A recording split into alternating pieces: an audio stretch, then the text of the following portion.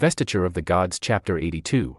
So to set the scene, we have to remember the commander Yu Hulong and his son Yu De, they thought this was already over. They did. They weren't even planning to fight. They'd used dark magic, a plague, and were just waiting for the entire Zhou army to die. Right. And it's been 8 days. Yu Hulong climbs the city wall, and he's expecting to see a silent camp. The source says, no smoke or fire.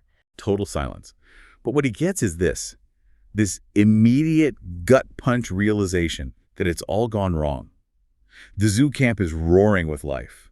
The text says it has leaping killing intent and fierce authority. So the magic failed. Someone powerful intervened. Exactly. That's the ultimate moment. His son, Yu De, the one who casts the spell, he knows this isn't natural.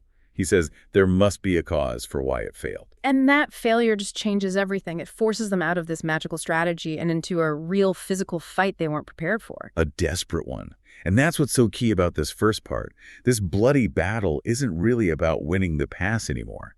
It's about clearing the board of the human players so the divine ones can take over. Yu Hulong, maybe out of pride, maybe desperation, he decides to attack anyway. He thinks they must still be weak. A huge mistake. Jiangzia's generals, you've got Neza, Yang Jiang, Lei Zhenzi, they just pour out of the camp. And it's over in seconds, really. It's less of a battle and more of a demonstration. It is. Neza kicks it all off by revealing his 3 heads and 8 arms. Just the sight of him causes the defenders on the wall to panic and scatter. And then the sons, they fall one by one so quickly. Almost instantly. First, Yu Guang gets taken down by Lei Zhenzi's club. Then Yu De charges, and he's killed by Wei Hu's demon-conquering pestle. A weapon designed for exactly this kind of thing, right? To break lesser magic. Precisely. So the first 2 are down. But then it gets even more brutal. Yeah, this is where it stops feeling like warfare at all. Yu Bian and Yu Zhao, they're hit by Yang Ren's fan, and they are turned into, and this is a direct quote, flying ash. Gone. Obliterated. That's a statement. It shows the power levels have shifted completely. Totally. And finally, the last son, Yu De, the one who started this whole plague mess, he goes for Jiangxia himself. But Jiangxia has the god-beating whip. He does. He's still recovering, but he gets a shot in, and then Li Jing finishes Yu De off with his halberd. So in a matter of minutes, Yu Hulong has watched all 5 of his sons die, and the pass is lost. And he takes his own sword and commits suicide on the spot. His last words are that he's dying to repay the sovereign's grace. It's this incredible moment of mortal loyalty. But what I find fascinating is what Jiangxia does next. Right. He orders a proper thick burial for the whole family.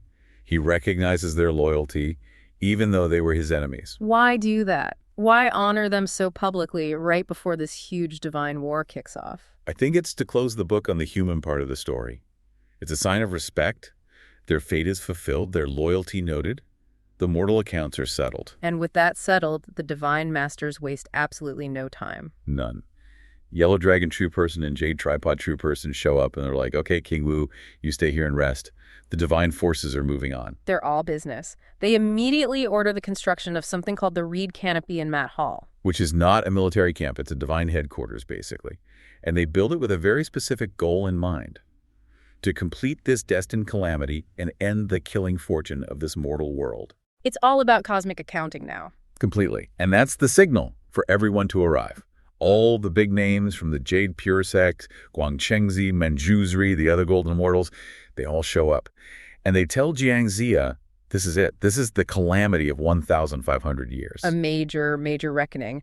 And it leads Huanglong Zenren to just unload on their rivals, the intercepting teaching, or Jiejiao. He does. It's a scathing critique. Yeah. He basically says their teaching is way too open. They let in unqualified types or rabble. So his problem isn't just that they have some bad students, it's that their entire philosophy is flawed from the ground up. That's the core of it. Yeah. He argues they ignore the dual cultivation of nature and life. Think of it like nature is your spirit, your consciousness. Life is your physical body, your energy. Okay. He's saying that Jiejiao focused too much on getting quick, raw power, the life part, without doing the hard spiritual work, the nature part. So they're powerful, but they're still stuck in the cycle of rebirth and suffering. They have quantity, but no quality. So this whole war is really a clash of philosophies. Purity versus, I guess, accessibility. And as soon as he says this, they basically get to see his point proven. The Golden Spirit Holy Mother signals that the Wangxian array is open. The Jade Pure Immortals go to take a look. And what do they see? It's vast and terrifying. just filled with these fierce, bizarre-looking Taoists. The text says everyone bizarre, everyone fierce, and they can feel it. The whole array just radiates contention and slaughter, not true cultivation. So Huang Long must be feeling pretty vindicated right now. His critique seems spot on. For a moment, yeah. But then a challenger steps out, a Taoist named Masui. He comes out singing this weird, arrogant song about how he's been to the Peach of Immortality Feast thousands of times. He thinks he's a big deal. And Huang Long Zhenren, who is just criticizing them, he steps up to fight him. He does. And he gets defeated. Instantly. It's humiliating. What happened? Masui uses this weapon called the Golden Hoop. It just flies out and clamps right onto Huang Long's head.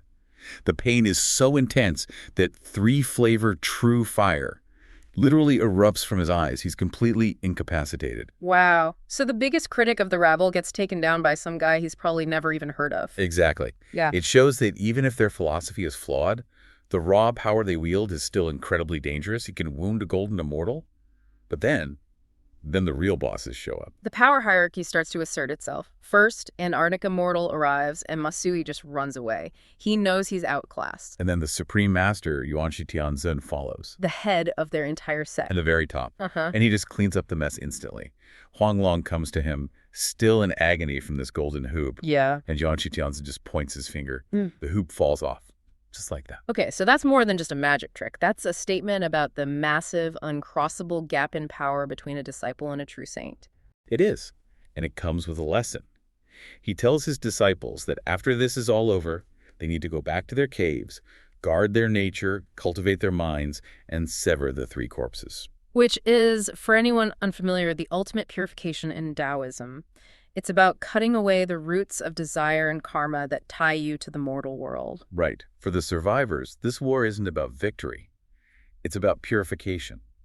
And then finally, the greatest master of all arrives, Laozi, on his blue-horned ox. And he provides the ultimate context, doesn't he? It's just peak fatalism. It really is. He points out that the Zhou dynasty is only going to last for 800 years, a blink of an eye to him.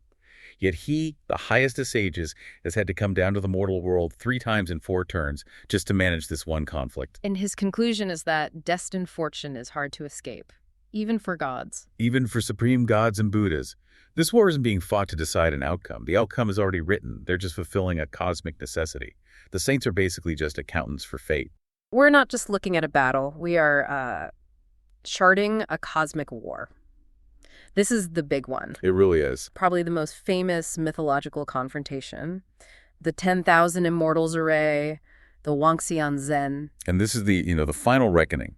You've got these 2 huge religious lineages, Jiejiao and Chanjiao, and this is where it all comes to a head. Led by spiritual brothers, no less. Exactly. You have Chanjiao, led by Laozi and Yuanshi Tianzhen, and they're elitist. They only recruit the best of the best, those with real spiritual discipline. And then you have Jiejiao, led by Tongqian Zhaozu. Kanqian is the opposite. His whole philosophy is, come one, come all. He takes disciples, and the text says this explicitly, regardless of aptitude. So when he builds this Wangxian Zen, this 10,000 Immortals Array, he's bringing everyone. He's throwing absolutely everyone he has onto the field. The array isn't just a military formation. It's the physical proof of his entire doctrine. Which, as we'll see, might be its biggest weakness. Might be, yeah. So the stage is set. Tom Chien arrives. He's got this massive final array. And before any fighting starts, there's this moment of chilling formality. Protocol before carnage, absolutely. He sends one of his guys, Changer Dingguan Xian, the long-eared immortal, to deliver a formal declaration of war right to Laozi in Yuanshi. And the response that comes back is just so cold and final. There's no negotiation. It's just, tomorrow we will break the array. That's it. No discussion. So let's unpack this array because the source material spends a lot of time on it. It's like a map of Jiejiao's entire power structure. It's a chaotic masterpiece. The text describes this atmosphere of strange mist and cold wind. You've got this swirling spectacle of colors, gold, emerald, scarlet, black from all the banners. It sounds immense, but also unstable. That's the perfect word for it, unstable. And you can see it in who's there. You've got your standard mountain cultivators, but also these wandering ascetics, the tutu, and even just scattered guests, the senke. A real motley crew. A very powerful one, though. And they're organized by cardinal points, east, west, north, south.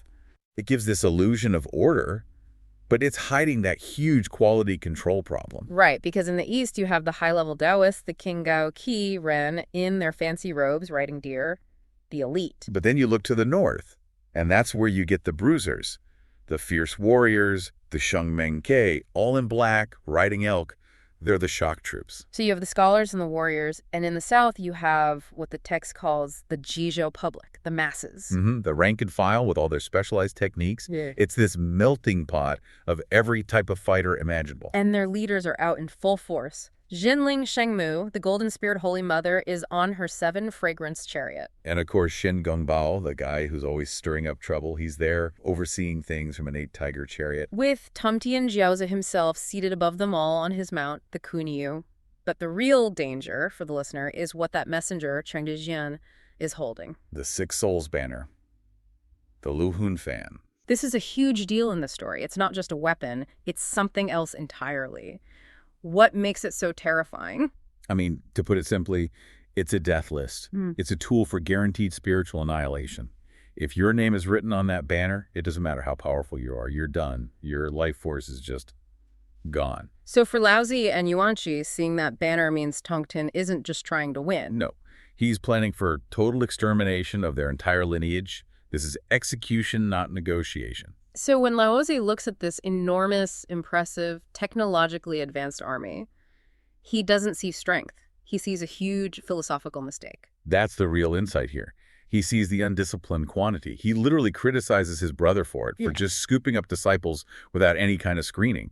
This is where doctrine becomes a fatal flaw in strategy. He's basically saying, you mixed the priceless jade with common stone, and in a real fight, the stone is just going to shatter. Exactly. So after this survey, the masters finally meet face to face, and the rhetoric is, it's just brutal from the start. It is.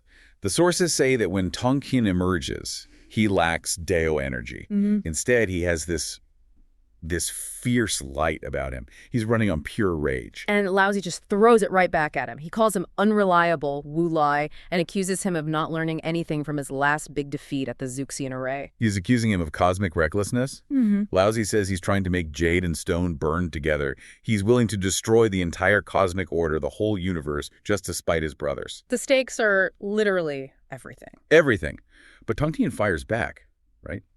He accuses them of arrogance, of letting their disciples get away with murder, of trying to suppress his sect out of pure jealousy. He says the only way to resolve this is if everyone just quits, a total reset. Which is never going to happen. There's no coming back from this. And that's when Yuanqi Qinsum just cuts in. He's had enough of the talk. He basically says, prove it. Show us what this array of yours can do. And the fight is on. It starts with a smaller challenge. Tongtian sets up a cluster of 3 camps, which Laozi immediately recognizes. As the Taiji, 2 forms, 4 symbols array. Right. It's a foundational formation, something that comes from their shared teachings. It's symbolic. So Chanjiao has to defeat a strategy built on their own principles. Raises the stakes, doesn't it? Yeah. So Laozi calls for a champion. Qi Jingzi, the Red Essence Immortal, steps up. A big name. A very big name. And he's immediately met by Wu Yunxian, the Cloud Immortal. And this first skirmish is just a shock. You expect a long, drawn-out duel between these top-tier guys. But it's over almost instantly. It's brutal. In like 4 moves, Wu Yunxian brings out his weapon, the primordial chaos hammer, the Hunyuan Chui. And one hit is all it takes. One single crushing blow, and Qi Jingzi is down, defeated. And it gets worse. Guangchengzi, another one of Chanjiao's absolute best, rushes in to save him. And runs right into the same hammer. He gets knocked down just as fast and has to flee for his life. So 2 of their best disciples, taken out by one guy with one weapon in a matter of moments. It's a massive, immediate, and frankly embarrassing loss for Chanjiao right out of the gate. It kind of validates Tongqian's approach. Sometimes raw, overwhelming power just wins. But right here, the whole narrative shifts. Wu Yunxian is chasing the fleeing Guangchengzi, and his path is suddenly blocked. And this is where the conflict gets bigger. It's not just Taoist sect versus Taoist sect anymore. The Western teachings, what will become Buddhism, they enter the picture. Wu Yunxian runs straight into Zunti Daren. Yep. And Zunti, who embodies this completely different way, just smiles and calls him Taoist friend, even though they'd fought before. Wu Yunxian is furious, obviously, and he attacks. But Zunti's defense is... It's one of the most incredible moments in the whole story. It's pure poetry. It's not a block. It's not a parry. Wu Yunxian strikes with his sword, And Zunti opens his mouth, and a blue lotus flower just catches the blade, harmlessly. Wow. He strikes again. Zunti raises a finger, and a white lotus stops it. A third time, he points his hand, and a gold lotus appears and stops the blade cold. That's its spiritual power made manifest, neutralizing pure aggression with beauty. And all the while, Zunti is trying to recruit him. Exactly. He's talking about their great affinity, their Yu Dai Yuan, trying to get him to give up the fight and join the Western Pure Land. The goal isn't to kill him, it's to convert him. And when Wu Yunshan just won't stop attacking, Zunti finally makes his move. He takes out his whisk, his Fuxian, and he doesn't hit him with it. He just brushes the sword. And that's all it takes. That's all it takes. The sword is gone. Wu Yunshan is left holding nothing but the hilt. And that whole sequence just perfectly sums up the clash of doctrines. Jiejiao's reliance on these destructive magic weapons versus Zunti's persuasive spiritual power that can disarm without killing. Zunti calls for a disciple to come and, handle the rest. And the chapter just leaves his fate hanging.